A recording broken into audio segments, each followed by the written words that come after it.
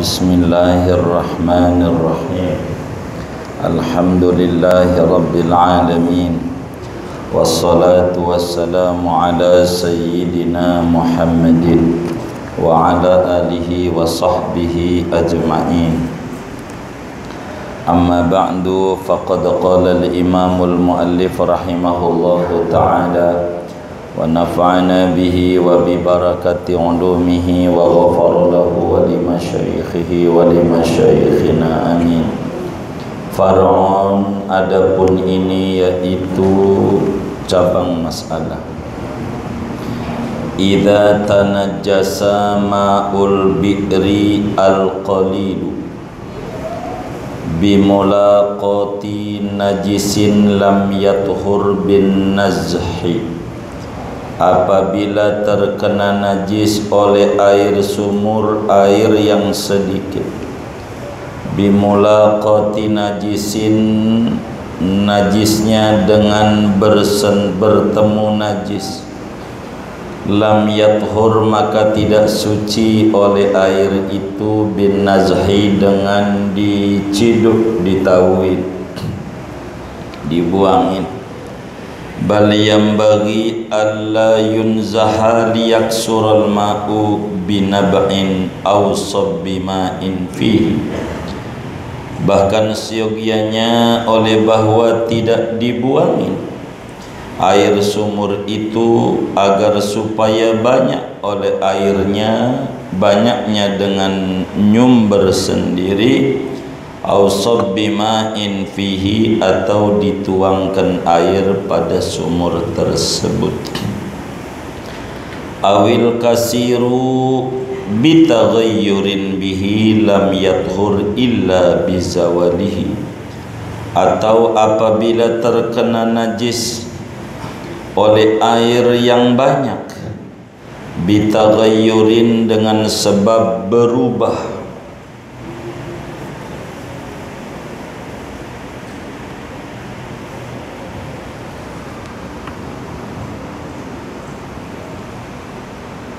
bihi, dengan sebab ada najis, lam yathur, maka tidak suci oleh air itu, illa bizawalihi, kecuali dengan hilangnya najis.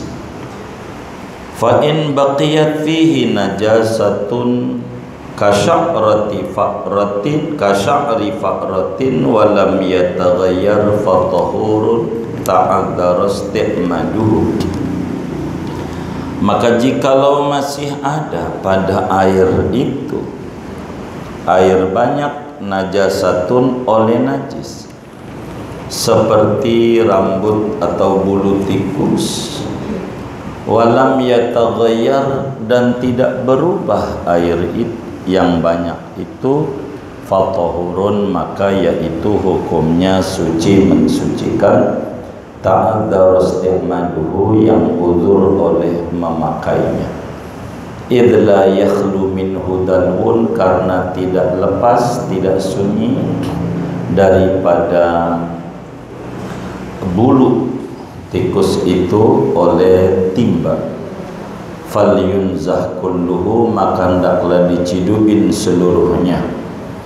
Fa in ighturifa qabla an-nazhi wa lam yatayaqqan fi maghtarafahu sya'ran lam yadurra wa idna. Maka jikalau menciduk oleh seseorang sebelum diciduin, dibuang semua, dan tidak diyakini pada apa yang menciduk oleh ia akan sesuatu itu, sya'ran, akan rambut, lam yadurra, maka tidak mengapa. Wa in dhannahu, sekalipun menyangka-nyangka oleh orang akan adanya rambut, amalan bi taqdimil asli 'ala dhahiri, karena mengamalkan dengan mendahulukan hukum asal, membelakangkan atas hukum zahir. Wallahu a'lam bishawab. Segini, saudara-saudara sekalian, Bila pertemuan sebelumnya kita membahas tentang benda yang terkena najis, bisa saja benda padat, uraian hukumnya sudah. Kedua, bisa saja benda cair selain air, dan itu hukumnya sudah kita bedah pada pertemuan yang lalu. Kemudian malam hari ini kita akan membedah tentang benda cair, yakni air yang terkena najis, bagaimana cara mensucikannya. Pasal ini, cabang ini seyogianya ada pada pertemuan awal-awal dulu berbicara tentang air, bahwa air itu terbagi tiga dalam Islam. Ada air suci mensucikan, ada air suci tidak mensucikan, dan ada air najis. Air suci mensucikan ada dua. Ada yang tidak makruh dipakainya, seperti air kali, air hujan. Ada yang makruh dipakainya, seperti air yang terkena terik matahari di daerah yang iklim panas dengan aturannya, yakni disebut air musyammas. Kedua, ada air suci tidak mensucikan. Buat minum boleh, masak boleh, wudu tak boleh, mandi tak boleh, ngilangin najis tak boleh, suci doang. Ini ada dua. Pertama, air yang tercampuri benda suci yang mudah larut, kayak kopi, teh.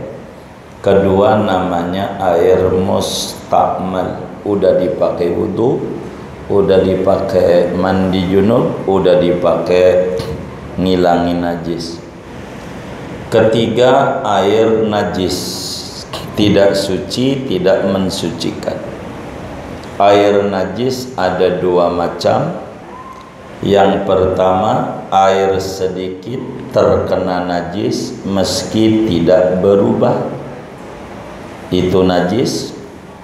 Yang kedua, air banyak terkena najis dan berubah, itulah air najis.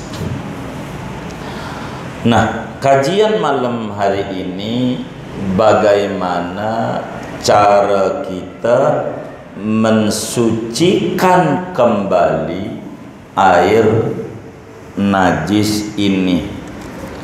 Cara kita mensucikan daripada air najis ini bagaimana caranya?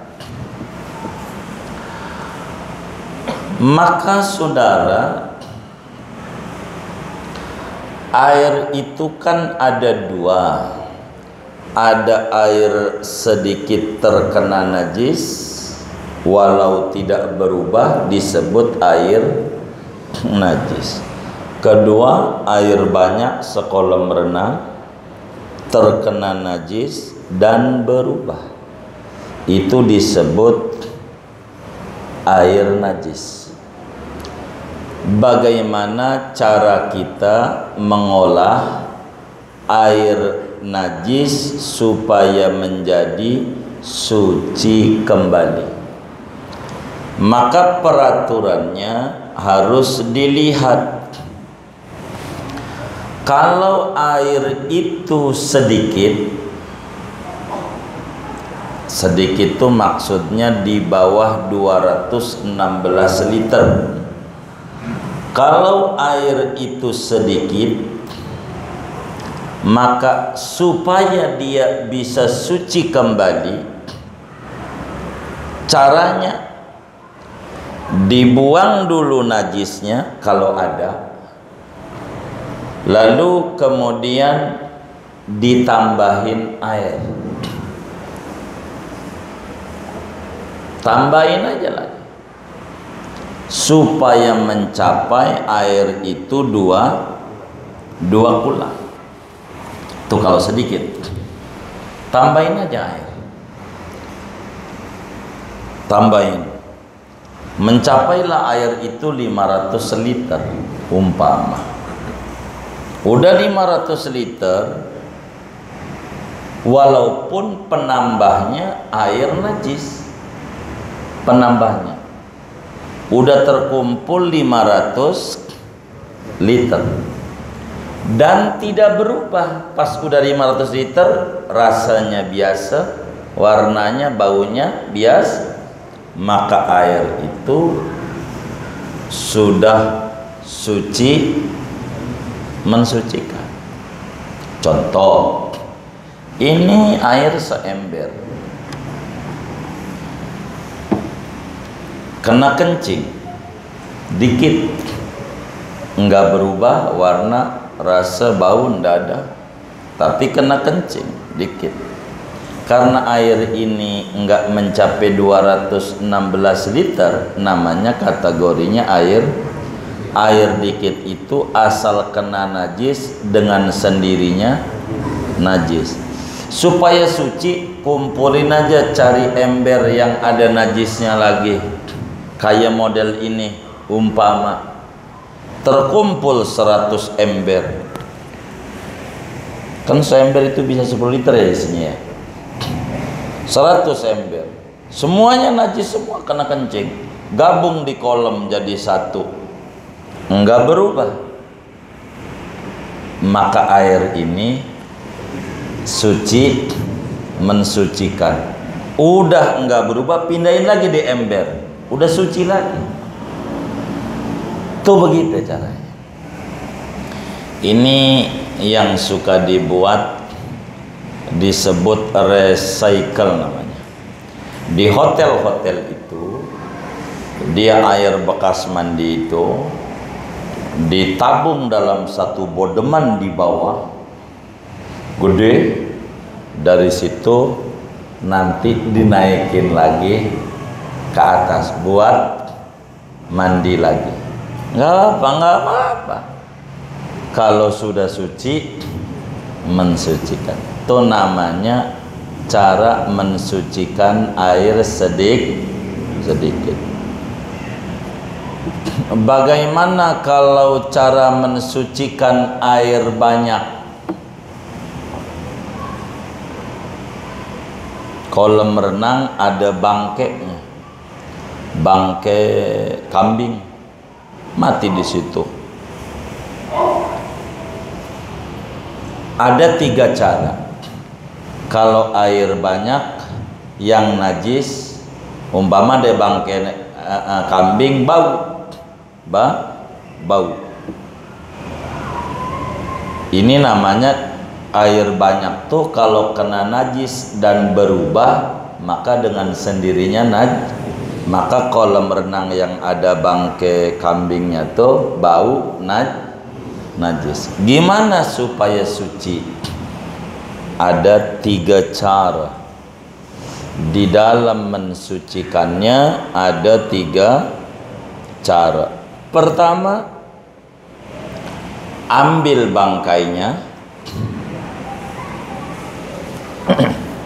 Bangkainya diambil.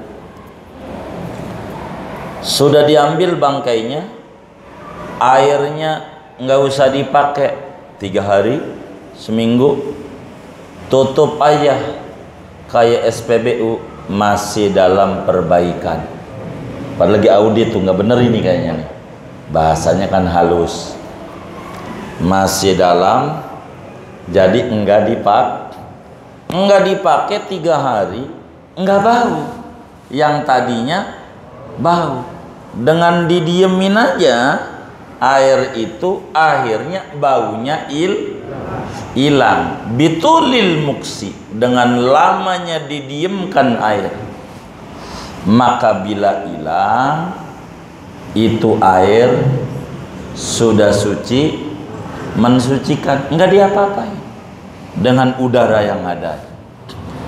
Itu sudah, air itu sudah suci, mensucikan. Itu satu. Kedua, caranya bangkainya diangkat,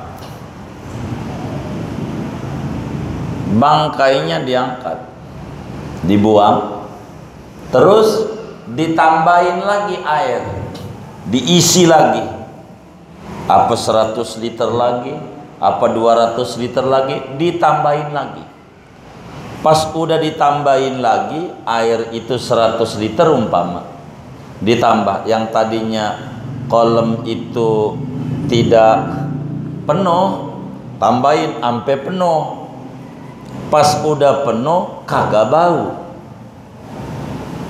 hilang baunya, maka air itu sudah kembali suci, mensucikan. Cuman cara kedua, caranya ditambahin dan tidak bau.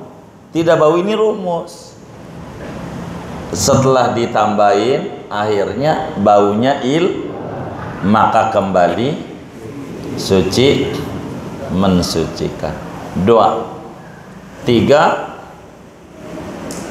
caranya dikurangin.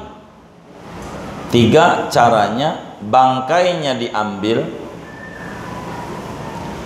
dibuangin, ceduin, dibuang-buangin air, dibuang-buangin. Sudah dibuangin, enggak bau, tinggal setengah. Catatannya masih 2 kulah juga sisanya. 2 kulah itu 216 liter. Jadi kolam renang yang tadinya penuh dibuang separuh. Pas dibuang separuh kagak bau. Ini setengahnya kira-kira masih ada 211 liter kayak? Masih ya lebih. Maka kembali suci, mensuci. Tuh kayak begitu. Nah, materi kita malam hari ini pada paparan lanjutan ini, bagaimana kalau sumur ada najisnya, sumur timba nih. Kalau sumur yang apa mau kan kagak ya kan, mau masuk kemana dia kan? Sumur timba, ada kucing loncat nyemplung, kagak tahu kita. Tahu-tahu ada bangkai di dalamnya. Ini bagaimana cara ngebersihin sumur timba yang ada najisnya? Cara ngebersihinnya supaya balik lagi menjadi suci, mensucikan. Materi kita far'un.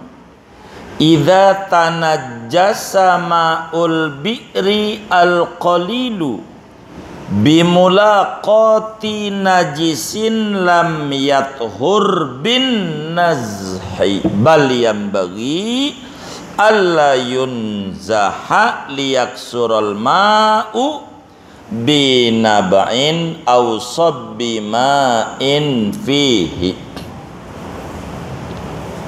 Bagaimana kalau sumur airnya sedikit, tidak dua kulah, ada najisnya? Caranya, kata kiai kita, idza tanajjasa ma'ul bi'ril qalilu, bila mana air sumur yang sedikit, tidak ada 216 liter terkena najis, ya penyebabnya bimulaqati najisin, ada bangkainya lah, bangkai kucing, bangkai ayam nyemplung di dalam sumur, maka lam yathur, airnya itu dengan sendirinya jadi walaupun tidak berubah sebab airnya sedikit. Karena rumus air itu seperti dalam hadis yang sahih Ibnu Umar sampaikan, idza balagal ma'u qullataini lam yahmil khabasan, dalam Sunan Abi Dawud, fa innahu la yanjusu. Bila air itu mencapai 2 kulah, maka tidak menjadi najis dengan otomatis ada najis, kecuali bila berubah. Kalau air itu dua kula itu maka pemahaman terbaliknya, bila air tidak mencapai 2 kula dikit, maka otomatis jadi najis walaupun tidak berubah. Maka air sumur yang airnya sedikit ini, bila terkena najis, udah air itu najis, enggak bisa suci. Kalau begitu saya ambilin aja, diapain namanya, ditimbain aja, dibuangin, enggak bisa. Sebab najisnya udah masuk pada seluruh unsur sumur. Maka ditauin itu, diambil-ambilin, disedotin, tetap aja air itu najis karena sedikit airnya. Begitu. Jadi bagaimana kalau sumur tuh ada najisnya, cara kita mensucikannya? Pertama, kalau sumur airnya dikit, nih janjinya nih sumurnya, maka diambil dulu najisnya. Kalau masih kelihatan, diambil dulu, bangkai ayamnya angkat. Sudah diangkat, terus diapain? Ditimbain, disedot? Enggak usah. Bal yambagi alla yunzaha, jangan disedot, biarin aja air tuh, dibiarin aja. Supaya apa? Supaya banyak dari sumber yang ada, supaya banyak. Air tuh kan dikit, didiemin aja biar banyak. Udah banyak, biar hilang berubahnya. Pas ternyata banyak, penuh sumur, enggak bau, berarti suci. Berarti suci. Bagaimana kalau nyumbernya ini dikit? Sumber sumur ini kan beda-beda. Ada yang ceret kayak usaha zaman pandemi.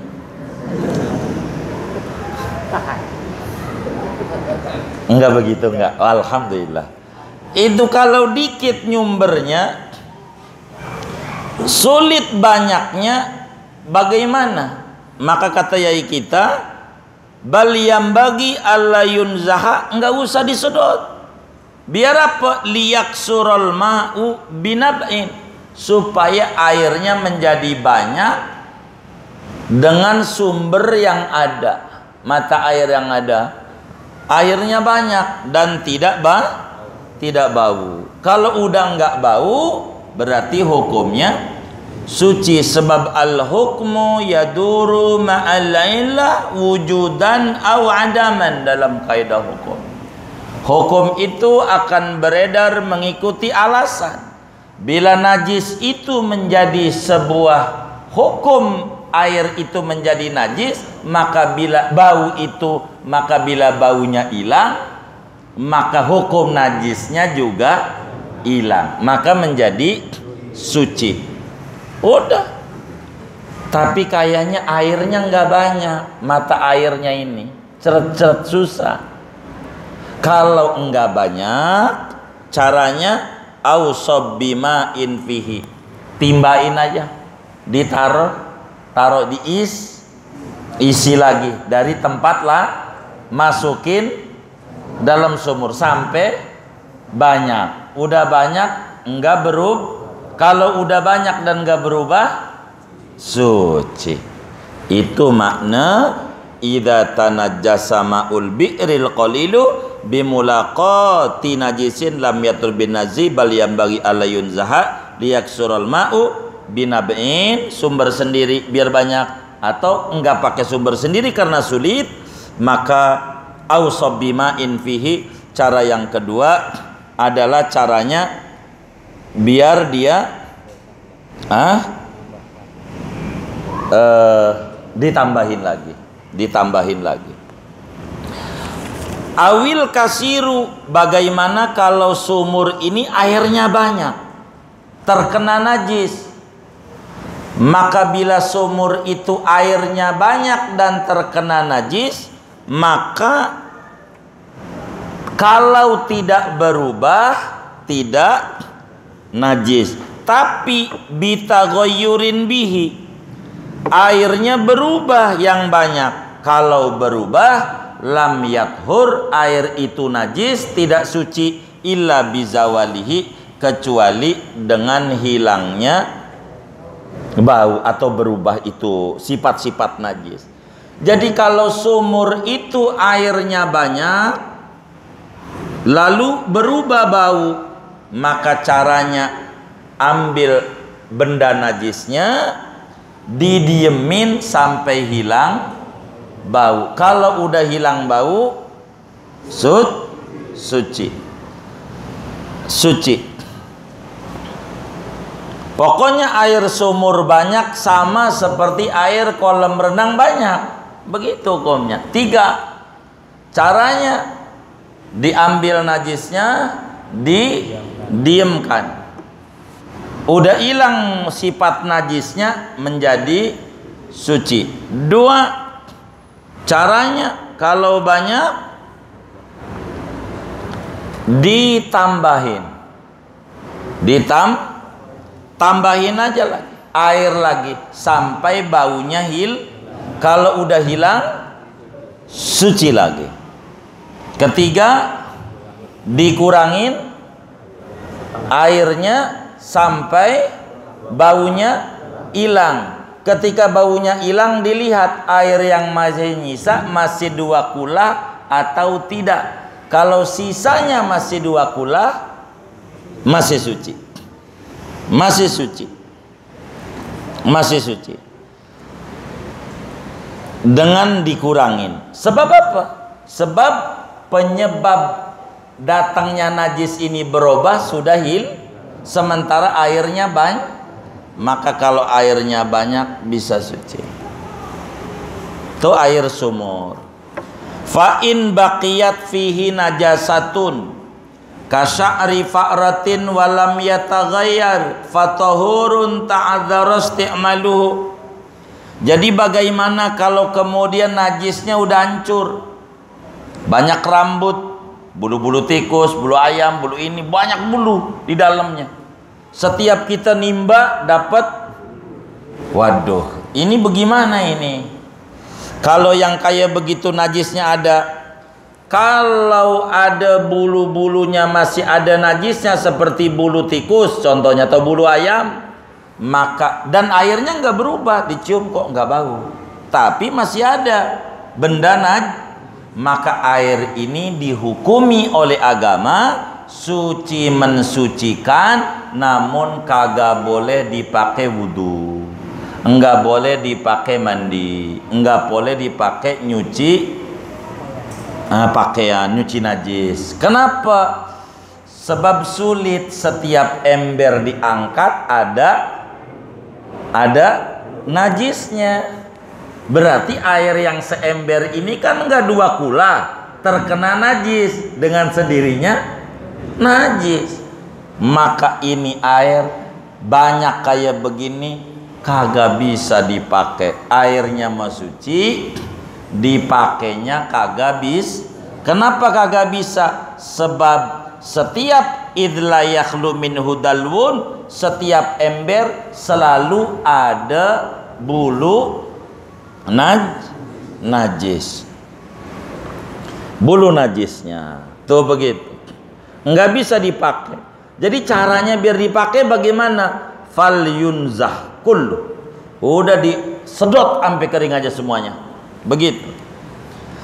Jadi kembali, kalau air itu, sumur itu ada najisnya dan najisnya terus ada seperti banyak bulu-bulu, kalau airnya enggak berubah berarti air itu suci, mensucikan, namun tidak bisa dipak, sebab setiap bulu, setiap ember ada bulunya, berarti ada sedang yang diciduk ini kurang dari dan ada najisnya, maka dengan sendirinya jadi najis.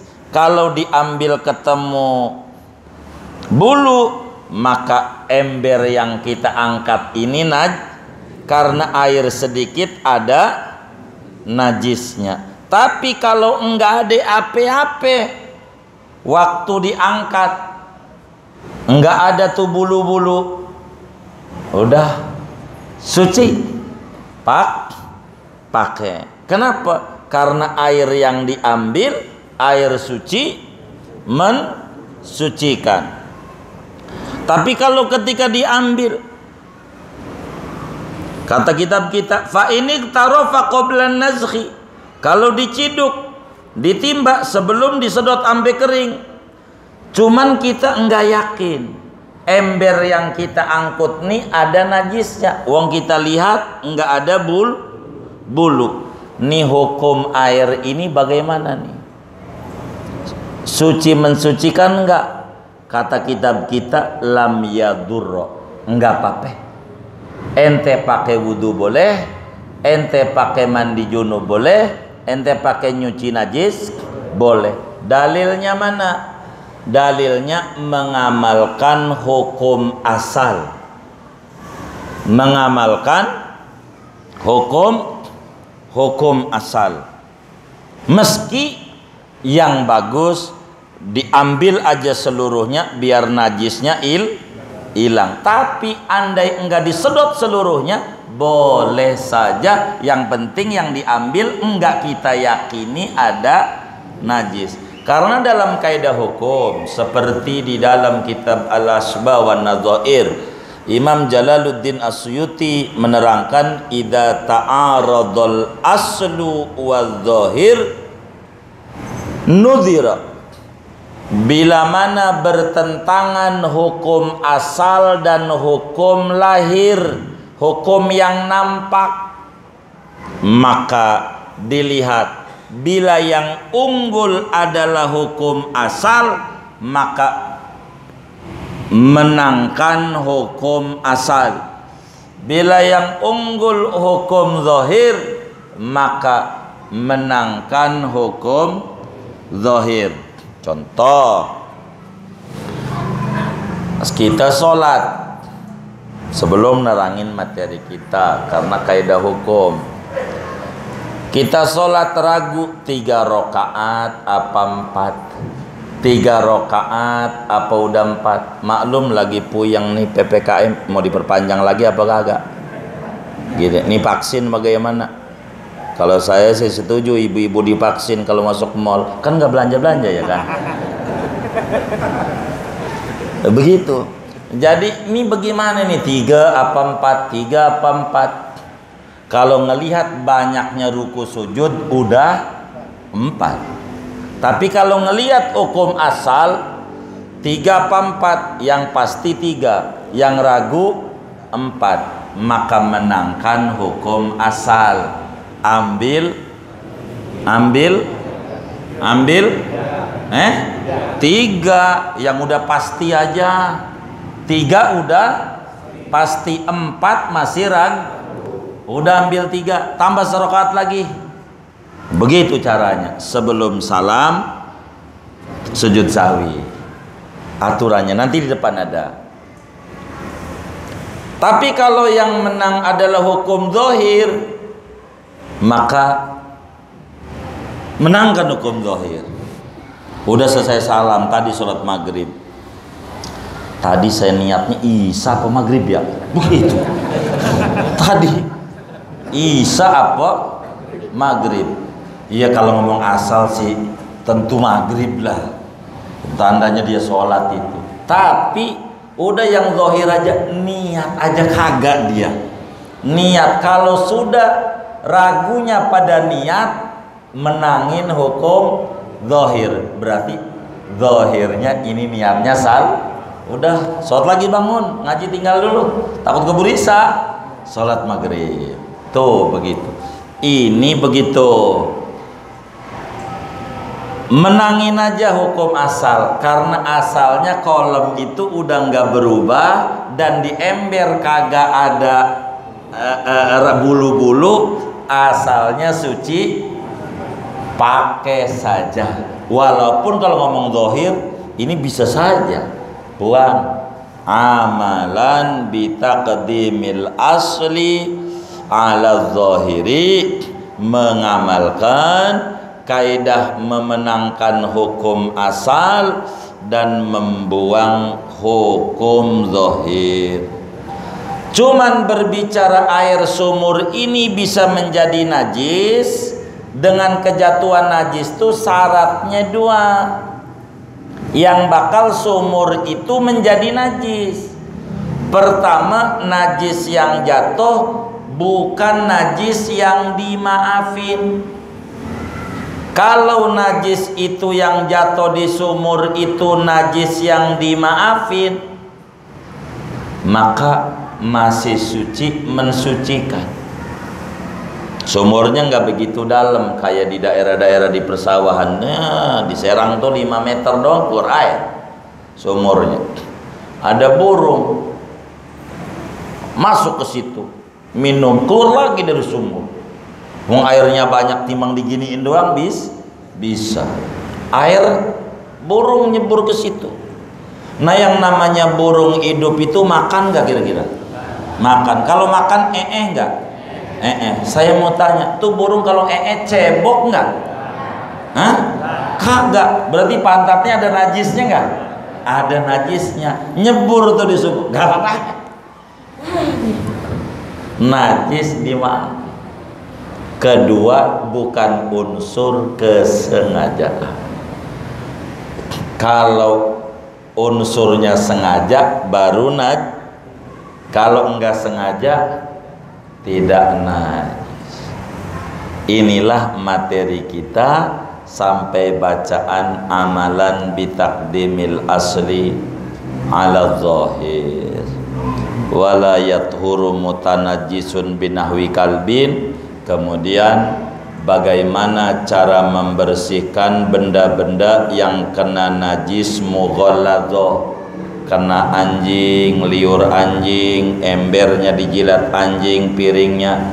Jangan malam ini dah. Udah, iya udah segini aja ngajinya. Silahkan ditanya kalau yang kurang jelas dari materi ini, ada luarnya sebelum doa. Wallah.